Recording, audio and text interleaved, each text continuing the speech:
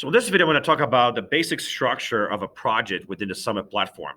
So the idea is that essentially a project is a series of checkpoints, which I call milestones, towards a final product, and that those milestones actually build what eventually becomes the final product, or are very related to the same kind of work that students will have to face in the final product. But a lot of times, the final product is actually made up of the building blocks that come from the checkpoints.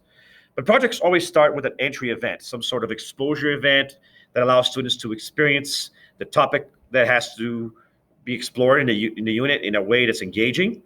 And then each of the checkpoints will have a combination of learning experiences, which are activities that students will be involved with, resources, which are available for students to be supported in the process of completing the checkpoint, and workshops, which are small group interventions that teachers will do both before and after the checkpoint is due to help students understand exactly what they need to do to increase their performance in the cognitive skill that is addressed in that project. And that's the other thing.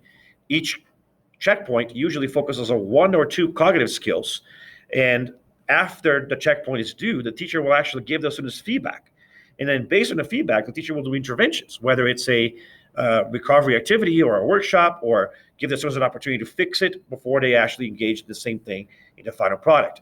And then that will repeat time after time after time until all the checkpoints of the project are completed. And that depends on the length and the complexity of the project.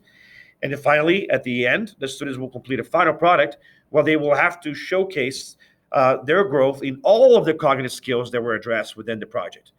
But the cool thing is that I've talked about a lot in my videos and how each cognitive skill, the students have opportunities to do that in multiple classes, in multiple projects, and sometimes over multiple years. And it's also true that even within a project, a student will have multiple opportunities to master the skill, because often it's the case that they will see it in an activity, and then it's going to be there in the resource. The teacher will address it in a workshop. They get to turn in the checkpoint, and they get feedback on that, and then they get another workshop if necessary. And then again, they have a chance to submit that on the final product. And a lot of times, teachers will either have a draft submission before it's actually due, or even allow students to make corrections to the final product after it's due.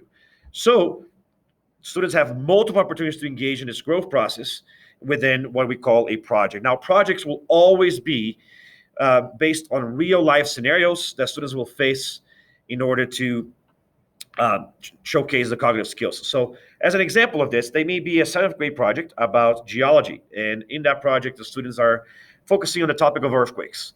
But the actual cognitive skills that they're doing are involved with an engineering process. So maybe the first checkpoint is about researching the problem, trying to understand what part of the world might benefit from engineering associated with earthquakes and why those are good candidates. And then the second part of that might have to be create a model of or a design for what you actually are going to suggest as a earthquake safe building. And then in that design process, you may come up with a prototype, which you might then test. And on the next checkpoint, have a series of data collection plan, and then the actual data collection itself. The next checkpoint might focus on skills like using the data to analyze it and to draw conclusions, or to justify conclusions from that data. And then finally, you may have a stage where you communicate your results to others, and then also a stage where you actually review the work that other people have done and do a bit of an evaluation of each other's work. And they may actually happen again in another cycle, because the engineering process often has more than one cycle of prototyping. And then the whole thing might repeat itself. So each of these stages would be checkpoints with attached skills, such as the ones I've been describing.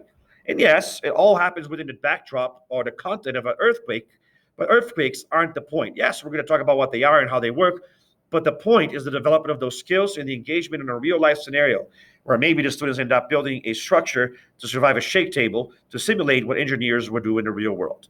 So that's an example from a science perspective of a project and how it would apply throughout the process. But remember that throughout that process, the students will give activities to help students learn the cog skills before each checkpoint, and attached to the actual topic. They will do workshops before and after the actual work is due, so to help students actually understand what they need to do.